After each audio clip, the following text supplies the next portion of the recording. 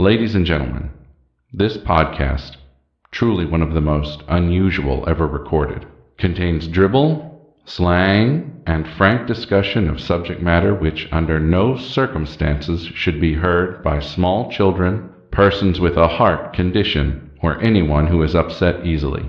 If you are such a person, or if you're the parent of a very small child in the room, we urge you to switch off your streaming device now. Hey, this is Aaron from Devil We Know, a single-host narrative true crime podcast that gives you stories about the devils in your communities. I will give you insight on the criminals and the victims, all while telling you a detailed story. All you need to do is search for Devil We Know podcast on all platforms and hit subscribe. We do have a little fun on the show. We will listen to some bands and musicians, and I'll even give shout-outs to all my loyal heathens out there, like Charity from South Dakota. Thank you for listening to Devil We Know. Hi, my name is Kyle Weeks, host of We Don't Know Shit. And together with my co-hosts Reed Qualls and River Weeks, we make it our mission to sift through the mountain of news and bring you the nuggets of worthwhile stories you deserve to hear. Just listen to a sample of what we've done thus far. Bootleg booze. Documented ejaculation. Taco hole surprise. Don't drink more beer. Fascinating. See, here at WDKS, we believe that some stories don't need to be told, so we don't tell them. Instead, we focus on the most outrageous examples of news that actually made it to print. So pop open your podcast player, type in those 4 little letters, WDKS, and hit subscribe because trust us, you aren't gonna want to miss WDKS.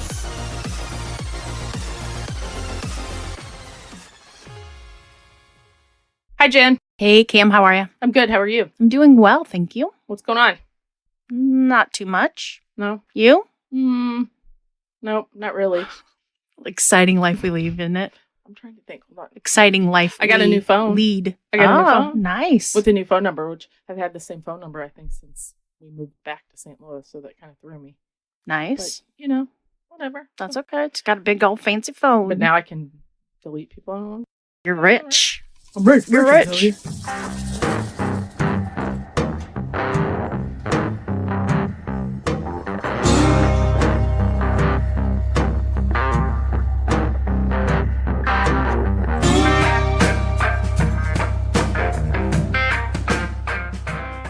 I got a good case for you today. Awesome.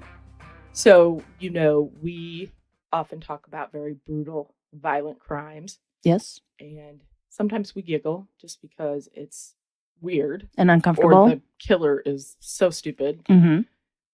So this case that I have today is around a little girl, and it really did kind of bother me. I don't know. You mean you actually have a heart? I do have a heart. Oh my God, and it's not all black. Whatever. Half black and half frozen. Anywho, back to me. As always. I knew you were going to say that. Yeah. I left that open. But anyway, I was thinking about this case. I don't know. I just got really angry when people hurt kids. They're the worst of the worst. It's like, how dare you? Mm-hmm. Who gave you that right to do that? Scum of the earth, people who hurt animals, children, and the elderly. Jeanine Nicarico is just like any other 10-year-old. She likes to play with her friends, run around outside, and go to school. So on February 25th, 1983, when she woke up and wasn't feeling good, she was running a fever. Her parents suspected that maybe she might have the flu. So even though she's just 10 years old, her parents decided to let her stay home by herself. Mm-hmm. Now, this was 1983, a little bit different time, Oh, I was by myself at that time. I was a latchkey kid. I think starting at 9, I stayed I was by myself. babysitting by 8. Ooh-wee. The neighbor kid. He's now a lawyer. Look at me. I'm doing a podcast. Who's the winner there? I taught Jen? him Come everything on. I know. So they live in a safe neighborhood. They live in Naperville, Illinois, which is a suburb of Chicago. And Janine is getting older, and they thought that it would be just fine to allow her to stay by herself. So her dad, Tom, is an engineer in Chicago, while Janine's mom, Pat, is an assistant to the principal at the local school there in Naperville. Janine is the youngest of their 3 children. As Pat leaves for her workday, she assures Janine that she'll come back home throughout the day to check on her, as well as to come home and make her lunch. My mom used to do that. She was a bank manager, and she'd come home and make me lunch. At 3 o'clock, Janine's older sister returns home from school. As she comes into the house, she notices that the front door was broken. It had been pushed in, and there were scraps of breakage laying all around, wood chunks and paint chips, all that stuff. Thinking this was strange, when she got in the house, Catherine yelled to her sister, Janine. There was no response. She went further into the house, and Catherine found their dog locked in the laundry room. Janine was not in the house. In a panic, Catherine immediately calls her parents. They, in turn, contact police. The Naperville PD, the DuPage County Sheriff's Department, as well as other nearby police departments show up, and they begin to search for this missing little girl. Because this was not very common back in 1983, a lot of neighboring police departments showed up to help bring her home. At first, some thought that little Janine had just wandered off and got lost.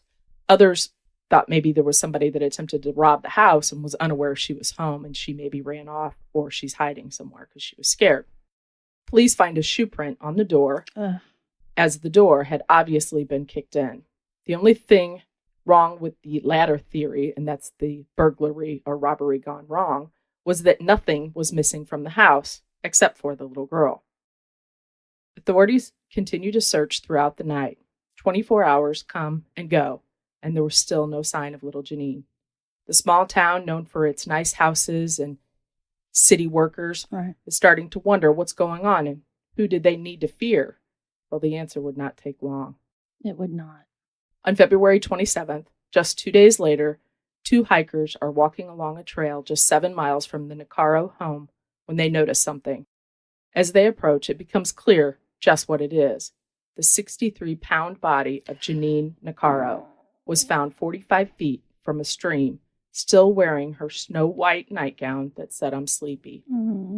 That broke my heart. She's a tiny 10-year-old, too, Little. at 63 pounds. Mine is almost 11, and she's like at 75, I guess, but she's tall. Her head had obvious trauma from a blunt instrument, and Janine had been raped. Fear is in high gear in Naperville. Who would do this to a sweet child? Police begin to spread out and conduct interviews. There is a report of a white male who was driving a green car through the neighborhood that day. Police try desperately, but are unable to locate the driver. They search high and low and come up empty. It has now been 2 weeks, and police are no closer to finding the killer. Her clothes that were pulled from her body provided no clues, and DNA had not yet been perfected. There was nothing to really help them. The DuPage County Sheriff decided to post a reward, $10,000, with the hope of maybe fleshing out someone who may have seen something or knew something. Money makes people talk, as we know. And in this case, it wasn't even 24 hours before someone came forward. A 19-year-old man from Aurora, Illinois, named Alejandro, or Alex, Hernandez, steps forward. Hernandez was a petty thief, and he had a low IQ that was believed to be around 70. Hernandez called police, claiming to have information, and wanted to meet with them to discuss it. Hernandez told authorities that a man named Ricky had knowledge about the crime.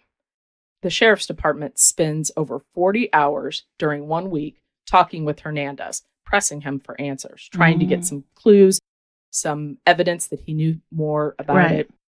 Finally, it is revealed Ricky doesn't exist.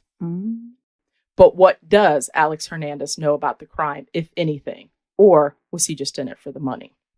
So police start the full court press on him, and he starts to say strange things, bizarre things, such as, "I was there, but I couldn't go through with it." He also starts throwing some names around. One such name belonged to a man named Rolando Cruz, or better known as a nickname, Cruz. Rolando Cruz, just like Hernandez, is a 19-year-old with a history of burglary and petty theft.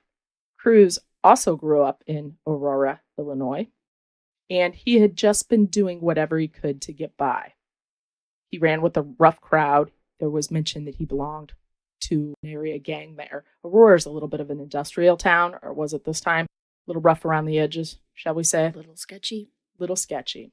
Cruz did, however, claim to have absolutely nothing to do with the murder of Jeanine Nicarico. However, he wouldn't say the same for Hernandez. So here we got this little pot of all this stuff going around. Just wait, we got a couple more to go. And somebody's going to talk. There's something, let me tell you. Cruz maintained that Hernandez knew more than he was saying about the murder, but police weren't so sure. Cruz's alibi was that he was with his sister at the time of the abduction, rape, and murder. But we all know that family kind of sticks together, and so his sister did say he was with her. However, you tend to lie for those you love. I don't know. I probably rat my brother out. So if you're listening, Jeff, I'd rat you out. Hernandez's alibi wasn't much better.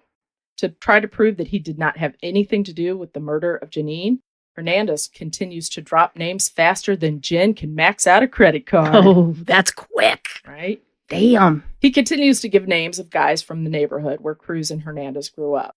One of these names is a gentleman, or not so gentleman, by the name of Stephen Buckley. Hernandez claims that Buckley had been sitting in the car when the invisible Ricky talked about the crime. Oh, the Ricky that was not really a person. Around. Yes, correct. Buckley was roughly the same age as the other two. He had dropped out of school around 16, but was said to be very bright. Police went to visit him at his house, and with them they took the shoe print from the front door of the Nicaro house. They wanted to see if the print, which came from a Fava brand Cloud Climber boot, was a shoe that Buckley might own. Not only does Buckley own the shoe, Mom takes it and wraps it up in a bag for the nice officers to take with them. She's so sweet. She didn't include a sandwich, though. Oh. It has now been 10 weeks into the investigation, and authorities believe they have 3 possible suspects in Jeanine Nicaro's murder. They have Hernandez, Cruz, and Buckley. And they think there's more than meets the eye, or the shoe in this case. The men claim that although they are aware of each other, they are not close at all by any means. They all have records, but they all claim that they have nothing to do with this murder, nothing to do with the crime. The state attorney, Michael Fitzsimmons, has the grim duty to inform the Nicaro family that although they do have 3 suspects, they have absolutely no evidence to tie them to the case. The men are released due to the lack of evidence, and police continue to try to figure out this puzzle. The citizens of this very well-to-do neighborhood are becoming angry. The parents, the Nicaro family, desperately want someone to pay for their beautiful child's death. It's now 1984, and a full year since the brutal slaying of little Jeanine Nicaro. The pressure is becoming intense, and still no physical evidence to link the 3 possible suspects. It's a sad truth, and we know this, that often politics and crime are linked together. A public figure is often criticized for what they do or don't do while in office, and this case is no different. The incumbent state's attorney, Michael Fitzsimmons, is feeling the pressure, and his re-election is only weeks away. Dun, dun, dun, dun, dun, dun, dun. Mhm. Dun, dun, dun, dun, dun, dun. As we know, Under pressure. with the death of a child, not finding a suspect, not solving the case, closing it, people are going to be hesitant to re-elect him into office. Just 6 weeks after letting the 3 suspects go, Fitzsimmons makes a shocking announcement. Rolando Cruz, Alejandro Hernandez, and Stephen Buckley have all been arrested. And it also just happened to be on the evening of his re-election of Michael Fitzsimmons. Well, what about Ricky? Did they let Ricky go? Ricky doesn't exist. He's invisible. Despite this last-minute arrest, Fitzsimmons loses the election. 10 months later, see, all this time is just flying by and nothing's happening. 10 months later, the 3 defendants will now stand trial for the rape and murder of Jeanine Nicaro. As Rolando Cruz is brought into the courtroom, and this was like right before the trial's getting going and stuff, he looks around and he notices Hernandez and Buckley, and he bends over to his attorney and he's like, "Who the hell are those guys?" And the attorney's like, "That's who you committed the murder with." And he's like, "No, I didn't." You're kidding me. Nope. Prosecutors have a rough road ahead of them with no evidence, shit. no physical evidence, nothing, And they're minus the boot. right. 4 days before the trial is set to begin, the defense team gets some news. Rolando Cruz seemingly made a statement where he said he had a vision of a crime against a little girl. Oh. Cruz stated that the Nicaro child had been taken from the house carrying a blanket, was taken to an area near a body of water, which was a stream, So he's a psychic now, too? and hit in the head so hard it left an impression in her skull. Police had withheld these key details from the public, so now they're wondering if Cruz was in fact present at the time of the abduction and murder. I think he is, unless he is psychic, which Psycho. that's more reasonable. January 7th, 1985, the trial begins. Both Cruz and Hernandez are being tried together at the same time. Now, they knew each other. They No, all are from the same area, but they didn't know and each they other. kind of know of each other, but they don't really know each other. Like, they're not Gotcha. friends. They're not good best friends like you and I, right? Right. Prosecutors based their case on Cruz's statement as well as testimony from gang members which Cruz belonged, or so they thought. One such witness testified that Cruz and he were out one night and they had been drinking heavily. The witness claimed that Cruz started crying uncontrollably and said he had knowledge about the murder of Jeanine Nicarico. February 22nd, 1985, a verdict comes in. Alejandro, Alex Hernandez, and Rolando Cruz were found guilty of murder. While Hernandez and Cruz are preparing to receive their sentencing, Stephen Buckley is waiting to hear from his jury. He was tried separately, away Right. from them. Now, he's the one that also owned the shoe that matched the print from the Nicaro front door, The boot. the boot. Now, the print is causing a little bit of a standstill with the jury. Mhm. Jury can't decide if it is in fact his, if it goes with him, whatever.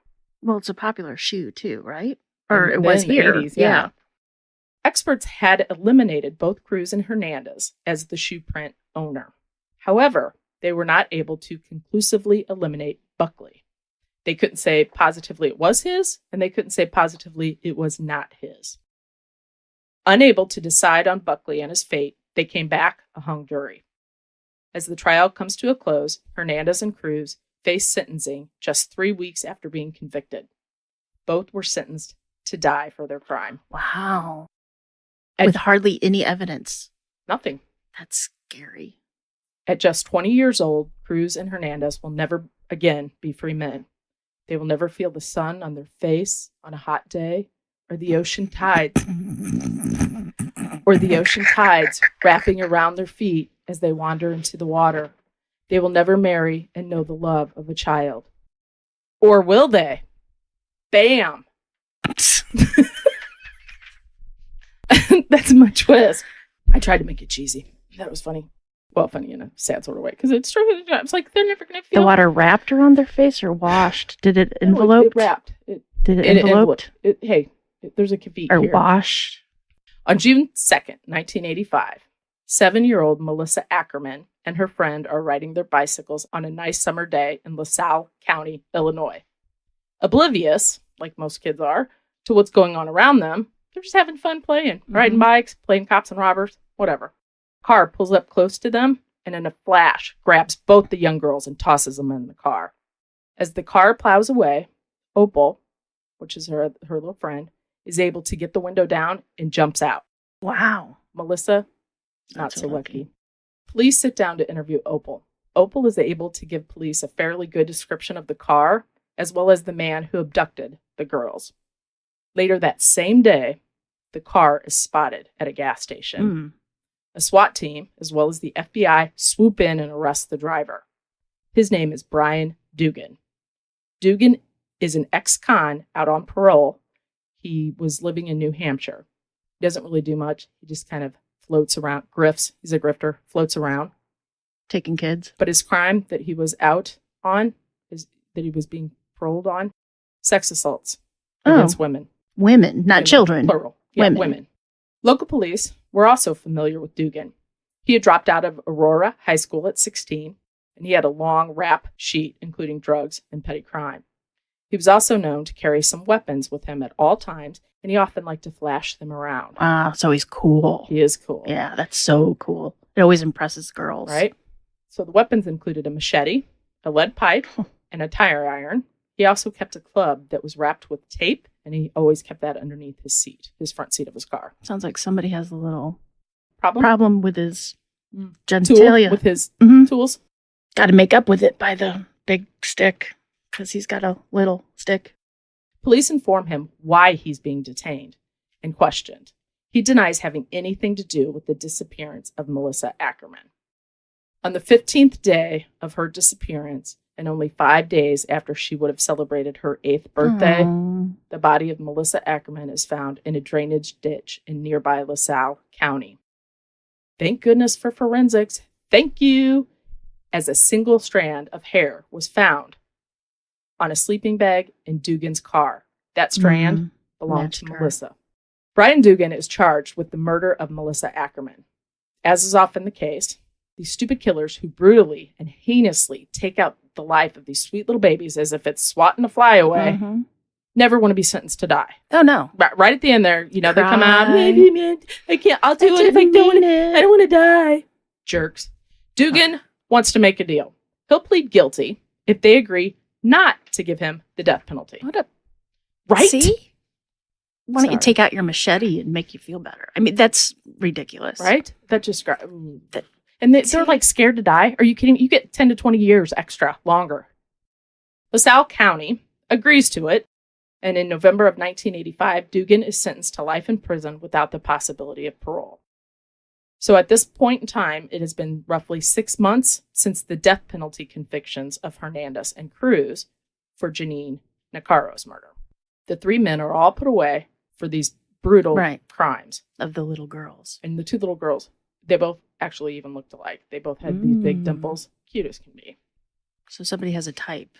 So does it end here? No. Has justice been served? No, I don't think so, Camille. Nope, it has not, Jen. Nope.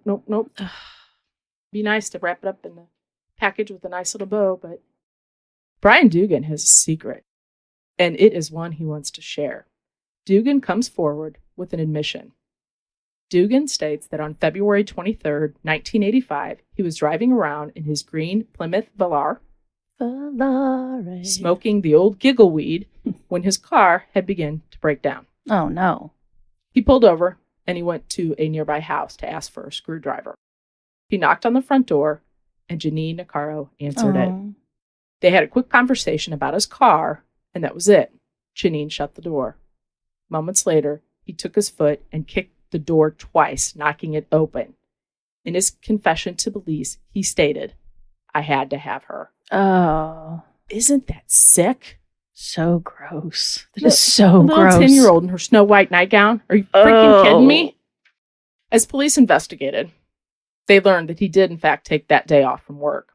There were witnesses near where he put her body, near the stream, that claimed to see a green car with a missing hubcap. Dugan's car was, in fact, missing a hubcap.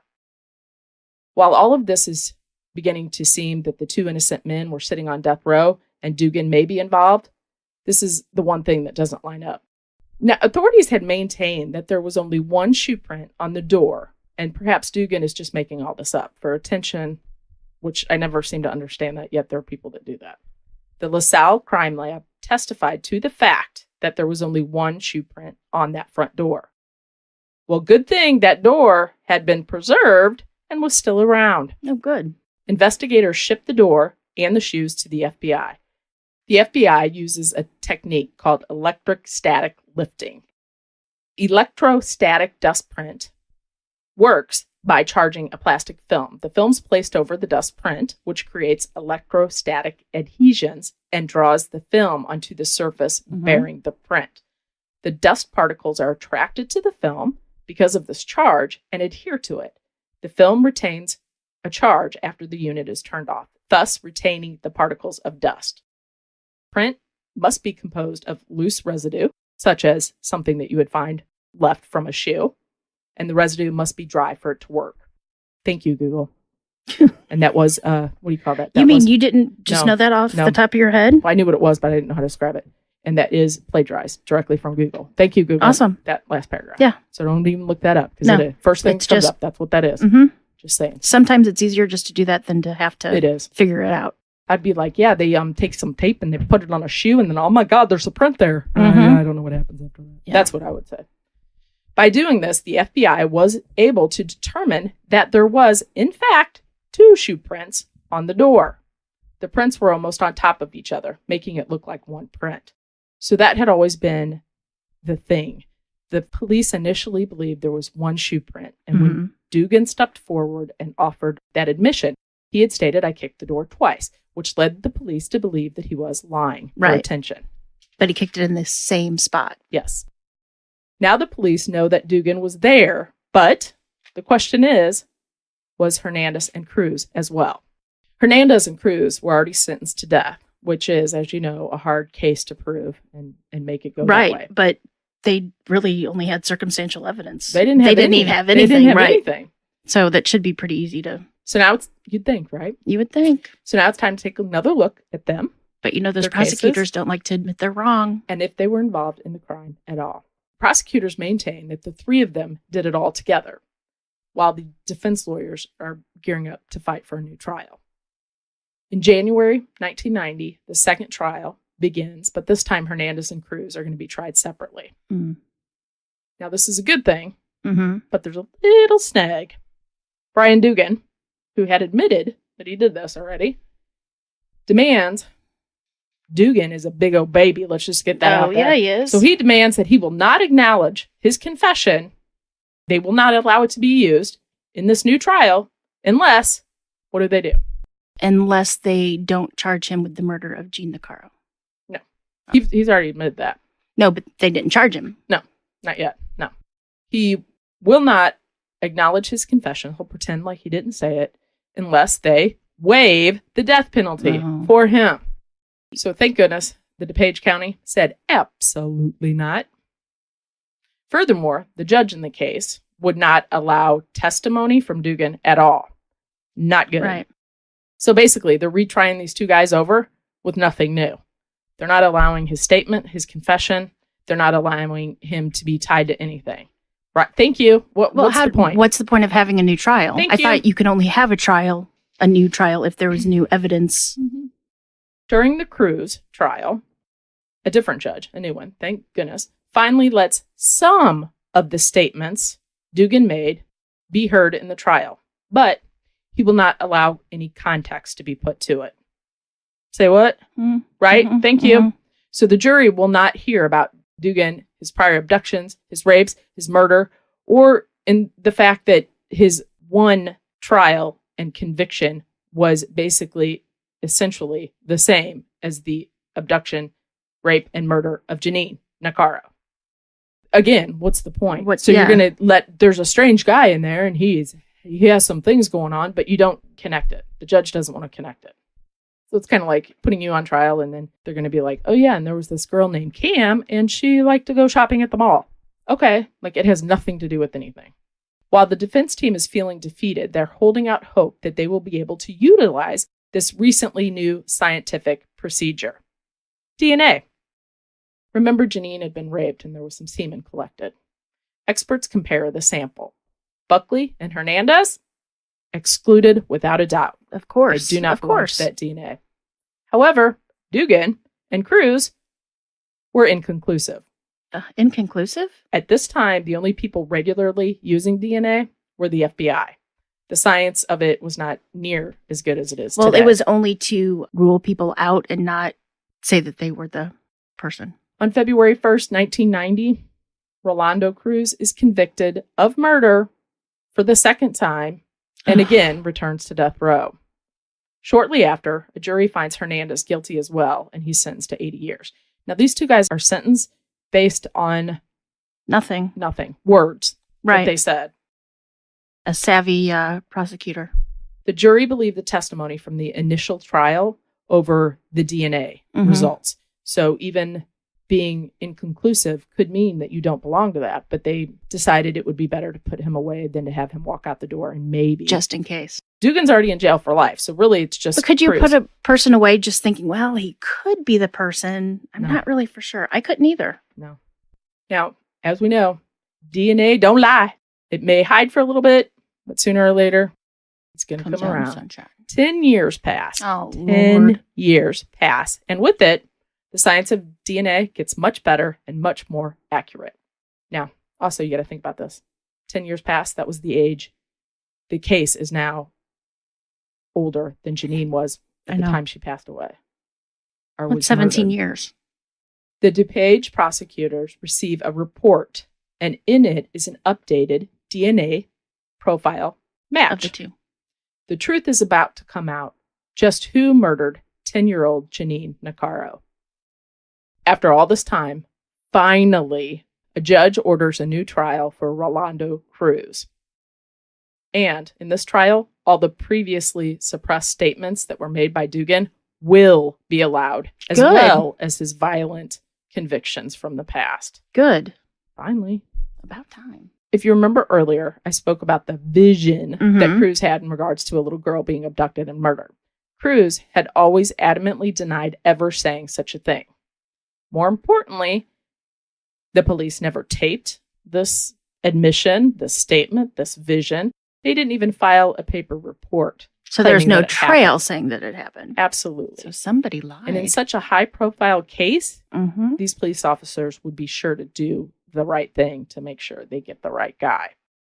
Also, remember, no physical proof that he was Nothing. ever there, that he Mm-mm. was ever connected. And here we go.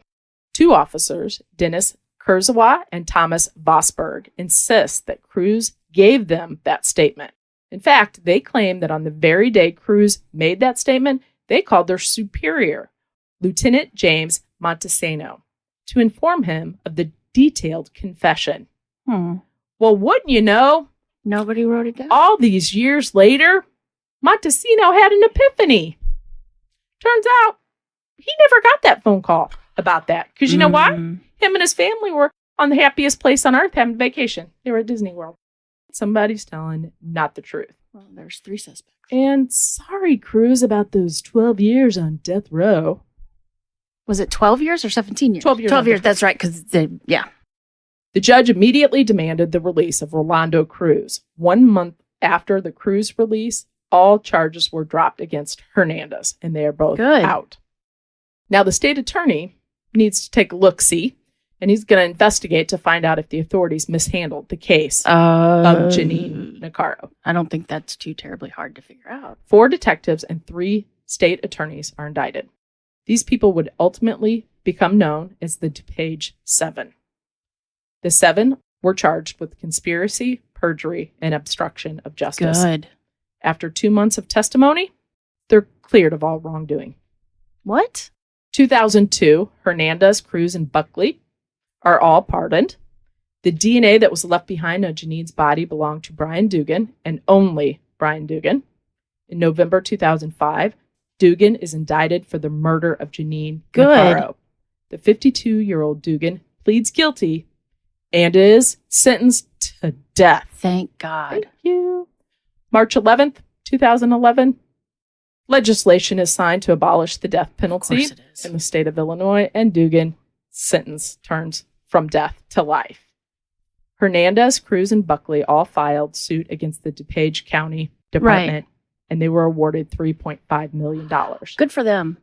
Cruz went on to raise a family. He's living outside of Chicago, which I think he kind of had the worst end of it. I think so too. Wow. That poor Nicaro family, not only did they lose their daughter so violently, they had to go through all this trial for so many years. How awful for them.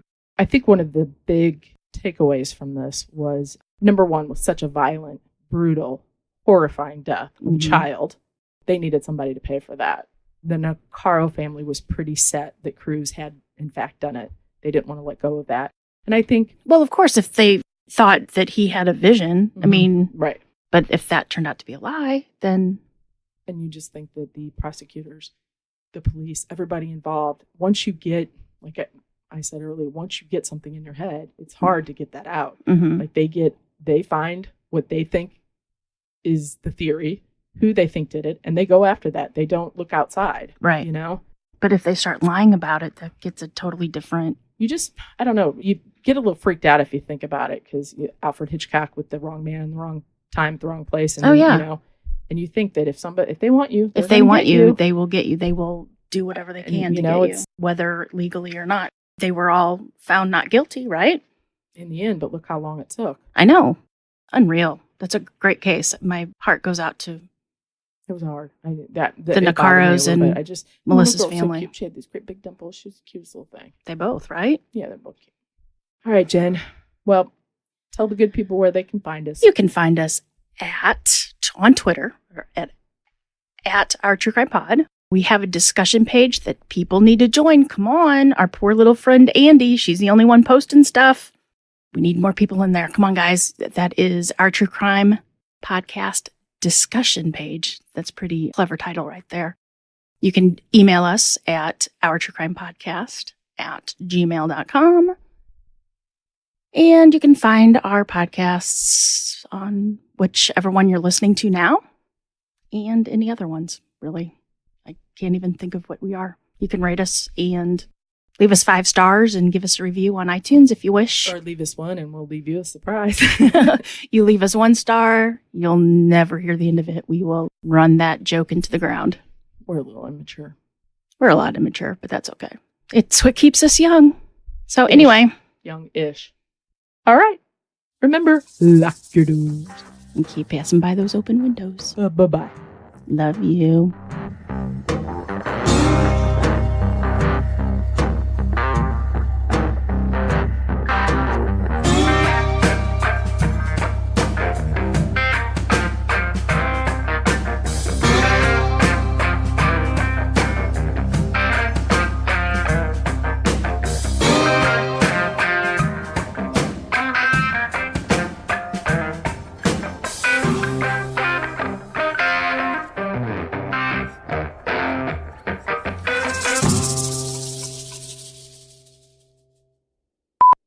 Yeah, I always turn off my devices. I didn't know this I was always on. turn off my devices. I didn't know this was I on. didn't know it was on. I didn't. Because I always turn them off. You're the one that gets phone calls. Electro. How come I cannot say electric today? It's electric. Oh. It's electric. I didn't know you had an iPad. Must be nice being rich. Okay. Steve Coogan. Brian Dugan. It's him too. Steve Coogan is an actor. Steve Coogan is. Okay. I know. I'm kidding. We're going to get in trouble for saying bad things about celebrities. No, Steve Coogan. I always liked Steve Coogan. Or whatever happened to him. I don't know. And again, no physical proof that he was ever You connected. can't do English either. What did I say? Dotting your T's and crossing your I's. See, I knew when I was saying that didn't sound right. That's why I paused. Crossing your I's is different. No, dotting your I's and crossing your T's. Right. Sorry. Crossing your I's is this. Okay. You look pretty. Thank you. Okay, here we go. I'm sorry. Many of the neighboring city police people showed up. The police people. You know what I mean? Law enforcement. Yeah. I'm going to say that again now. I hate Them police people. them. You know They're the people. police people. Them people wearing a badge. Whoop, whoop. The answer would not do. The answer, In my head, I read my these friend. things like Keith it's- Morrison or Josh Mankiewicz. Yeah. And then it comes out and it's me talking really fast. And then the answer would not take long. All right. But her smile lit up a room. Right. Wait till you see my jokes in my old cases. I got jokes. They're funny too. They made me giggle. Well, that's easy to do. No, not myself. On February 27th, did I say that right? I didn't, did I? I hate you. On February. On February 27th, just 2 days later, fear is in high gear in Naperville. Boom, chicka, chicka, boom, chicka, chicka. Not funny. Fear is in high gear in Naperville. Okay, stop it. Sorry. You're messing me up. Okay. You did mess me up. I'm just going to quit. I'm going to take sorry. my murder story and I'm going home. And you're going to be sorry You're then. just like City C rapping. The fear is in the gear. What? And I'm queer. What are you talking about? It just it rhymed. I'm tired. Okay. This is my first caffeine. Really? Mm-hmm. I have 4 sodas. And but I've been up for 8 hours. 8 hours. I know, I've heard. Been up for 8 hours. Did you know that? Hey, did I tell you? I've been up for 8 hours. Okay. So this takes place in and about Aurora, Illinois, which is where my cousins are from, you Mhm. know. And Shelly, who comes up every episode, her and I went up there when we were in 6th grade. So we were 12. So my cousin drug us out. This is a joke Shelly made, and it still makes me laugh because I think it's funny. So my cousin drug us out, and we ended up meeting these guys. Losers. Okay, so then we went to their apartment. Oh, We had to cross railroad tracks to go there because we were walking, we were 12. And when we get there, there's like liquor and all kinds of pills. And they're, you guys want some? And we're You're like, 12. yes. We're like, no, that's okay. And then Shelly bends over and goes, wow, we really are hanging out with kids from the wrong side of the tracks. That's a good one, right? It's still funny. Shelley. Oh, you're lucky nothing happened to you. Seriously. Yeah, it's a rundown little area. That's where this all No, takes but place. honestly, with all the crap we did, man, I'm surprised we're not topics of one of these true crime I know, podcasts. but I knew better at 12. You don't take pills. You don't even know what they're from. No, but you didn't know better to go into somebody else's house. With these boys that I didn't. Yeah, Exactly. They were older than us, like a lot. 16, 17, 18. There you go. It's all about the money, money, money. Oh, Ricky, you're so fun. You're so fun. You blow my mind. Hey, Ricky. Hey, Ricky. Volare, Valara. Valari, whatever. Volare. Whoa. Okay.